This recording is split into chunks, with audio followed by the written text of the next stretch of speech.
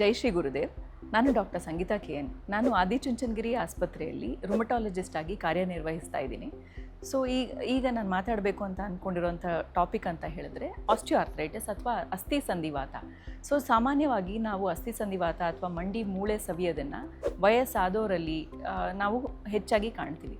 ಈಗ ಮಾತಾಡಬೇಕು ಅಂತ ಅಂದ್ಕೊಂಡಿರೋಂಥ ಟಾಪಿಕ್ ಏನು ಅಂತ ಹೇಳಿದ್ರೆ ಚಿಕ್ಕ ವಯಸ್ಸಿನಲ್ಲಿ ಬರುವಂಥ ಅಸ್ಥಿ ಸಂಧಿವಾತ ಅಥವಾ ಆಸ್ಟಿಯೋಆರ್ಥ್ರೈಟಿಸ್. ಸೊ ಇದು ಸಾಮಾನ್ಯವಾಗಿ ಯಾರಲ್ಲಿ ಕಾಣಿಸ್ಕೊಳ್ಳುತ್ತೆ ಅಂತ ಹೇಳಿದ್ರೆ ಒಬೇಸಿಟಿ ಅಥವಾ ಅತಿಯಾದ ತೂಕ ಇರೋಂಥ ಜನರಲ್ಲಿ, ಕೆಲವರಲ್ಲಿ ಜೆನೆಟಿಕ್ ಫ್ಯಾಕ್ಟರ್ಸ್ ಅಥವಾ ಮನೆಯಲ್ಲಿ ಯಾರಿಗಾದ್ರೂ ಚಿಕ್ಕ ವಯಸ್ಸಿನಲ್ಲಿನೇ ಅಸ್ಥಿ ಸಂಧಿವಾತ ಇದ್ದು ಅವರ ಮಕ್ಕಳಿಗೂ ಬರೋಂಥ ಸಾಧ್ಯತೆ ಇರುತ್ತೆ. ಇನ್ನೂ ಕೆಲವರಿಗೆ ಆಕ್ಸಿಡೆಂಟ್ ಆದಾಗ ಅಥವಾ ಯಾವುದಾದ್ರೂ ಮಂಡಿಗೆ ಪೆಟ್ಟಾಗಿ ಅಥವಾ ಹಿಪ್ ಜಾಯಿಂಟ್ಗೆ ಪೆಟ್ಟಾಗಿ ಆಗುವಂಥ ಡ್ಯಾಮೇಜಿಂದ ಆಗುವಂಥ ಅಸ್ಥಿ ಸಂಧಿವಾತ. ಕೆಲವರಿಗೆ ಹಿಮ್ಮಡಿಯಲ್ಲಿ ಏನಾದರೂ ಸಮಸ್ಯೆ ಇದ್ದು ಅದರಿಂದ ಮಂಡಿ ಮೂಳೆ ಚಿಪ್ಪಿನ ಮೇಲೆ ಅದರದ ಪ್ರಭಾವ ಬೀರಿ ಅದರಿಂದ ಆಗುವಂಥ ಆಸ್ಟಿಯೋಆರ್ಥ್ರೈಟಿಸ್ ಅಥವಾ ಅಸ್ಥಿ ಸಂಧಿವಾತ.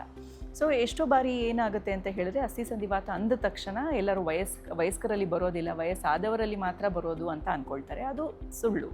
ಸೊ ಯಾರಲ್ಲಿ ಬೇಕಾದರೂ ಇದು ಕಾಣಿಸ್ಕೊಳ್ಬಹುದು. ಎಸ್ಪೆಷಲಿ ಈ ರುಮಟಾಯ್ಡ್ ಆರ್ಥ್ರೈಟಿಸ್ ಅಥವಾ ಸಂಧಿವಾತ ಅಂತ ಇರೋಂಥ ಕಾಯಿಲೆಗಳಲ್ಲಿ ಸೆಕೆಂಡ್ರಿ ಆಸ್ಟಿಯೋಆರ್ಥ್ರೈಟಿಸ್ ಅಂತ ಕಂಡೀಷನ್ ಇದೆ, ಅದು ಆಗುವಂಥ ಸಾಧ್ಯತೆ ಹೆಚ್ಚಿರುತ್ತೆ.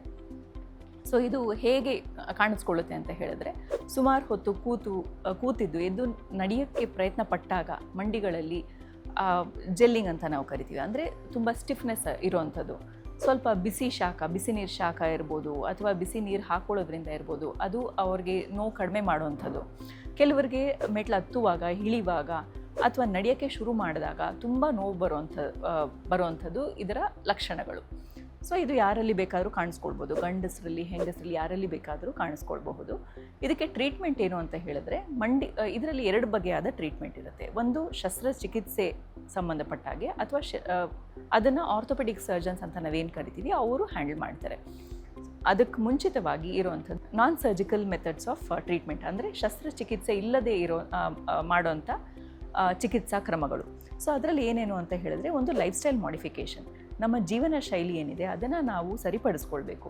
ಅಂದರೆ ನಾವು ಊಟ ತಿಂಡಿಯಲ್ಲಿರ್ಬೋದು, ವ್ಯಾಯಾಮದಲ್ಲಿರ್ಬೋದು ಹೆಚ್ಚಿನ ಆಸಕ್ತಿ ಅದರಲ್ಲಿ ತೋರಿಸ್ಬೇಕಾಗತ್ತೆ. ಸ್ವಲ್ಪ ತೂಕ ಕಡಿಮೆ ಆಗೋದು ತುಂಬ ಉಪಯೋಗಕರ ಆಗುತ್ತೆ ಇಂಥ ಕಂಡೀಷನ್ಸಲ್ಲಿ. ಕೆಲವರಿಗೆ ಏನಾಗುತ್ತೆ ಅಂತ ಹೇಳಿದ್ರೆ ಏನಾದರೂ ಆಕ್ಸಿಡೆಂಟಿಂದಾಗಿ ಅಥವಾ ಹಿಮ್ಮಡಿಯ ಪ್ರಾಬ್ಲಮ್ಸಿಂದಾಗಿ ಅವ್ರಿಗೆ ಮಂಡಿ ಮೂಳೆಗಳಲ್ಲಿ ಅಸ್ಥಿ ಸಂಧಿವಾತ ಕಾಣಿಸ್ಕೊಳ್ತಾ ಇದ್ದರೆ ಅವ್ರಿಗೆ ಬ್ರೇಸಸ್ ಅಥವಾ ಇನ್ಸರ್ಟ್ಸ್ ಅಂತ ಎಲ್ಲ ಕೆಲವೊಂದು ಡಿವೈಸಸ್ ಇದೆ. ಅಂದರೆ ಮಂಡಿ ಮೂಳೆ ಯಾವ ರೀತಿ ಅಲೈನ್ಮೆಂಟ್ ಇರಬೇಕು ಆ ರೀತಿ ಅಲೈನ್ಮೆಂಟ್ನ ತಂದ ಮೇಲೆ ಅದು ಇನ್ನೂ ಅಡ್ವಾನ್ಸ್ ಆಗೋದನ್ನು ಅಥವಾ ಇನ್ನೂ ವರ್ಸನ್ ಆಗೋದನ್ನು ನಾವು ತಡಿಬಹುದು.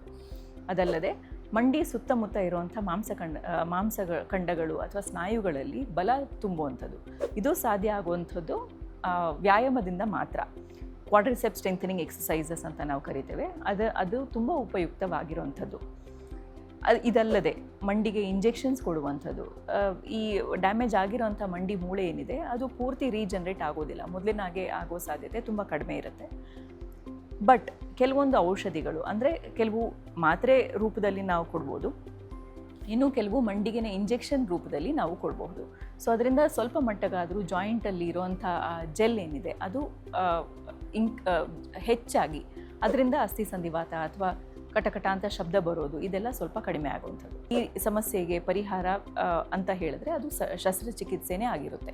ಸೊ ಇದೆಲ್ಲ ನಾನೇನು ಹೇಳಿದೆ, ವ್ಯಾಯಾಮ ಇರ್ಬೋದು, ತೂಕ ಕಡಿಮೆ ಆಗುವಂಥದ್ದು ಇರ್ಬೋದು, ಮತ್ತು ಕೆಲವೊಂದು ಟ್ಯಾಬ್ಲೆಟ್ ಫಾರ್ಮಲ್ಲಿ ಅಥವಾ ಇಂಜೆಕ್ಷನ್ ಫಾರ್ಮಲ್ಲಿ ಕೊಡುವಂಥ ಔಷಧಿಗಳು, ಇವ್ಯಾವೂ ಪರ್ಮನೆಂಟ್ ಸೊಲ್ಯೂಷನ್ ಅಲ್ಲ. ಸೊ ಪರ್ಮನೆಂಟ್ ಸೊಲ್ಯೂಷನ್ ಇದಕ್ಕೆ ಸರ್ಜರಿನೇ ಆಗಿರುತ್ತೆ.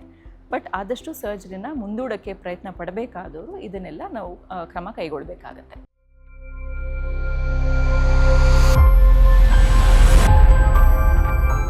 ಆರೋಗ್ಯ ಸಂಬಂಧಿಸಿದ ಹೆಚ್ಚಿನ ಮಾಹಿತಿಗಾಗಿ ಆದಿಚುಂಚನಗಿರಿ ಹಾಸ್ಪಿಟಲ್ ಯೂಟ್ಯೂಬ್ ಚಾನೆಲ್ನ ಸಬ್ಸ್ಕ್ರೈಬ್ ಮಾಡಿ. ಹಾಗೆ ಫೇಸ್ಬುಕ್ ಮತ್ತು ಇನ್ಸ್ಟಾಗ್ರಾಂನಲ್ಲಿ ತಪ್ಪದೇ ಫಾಲೋ ಮಾಡಿ.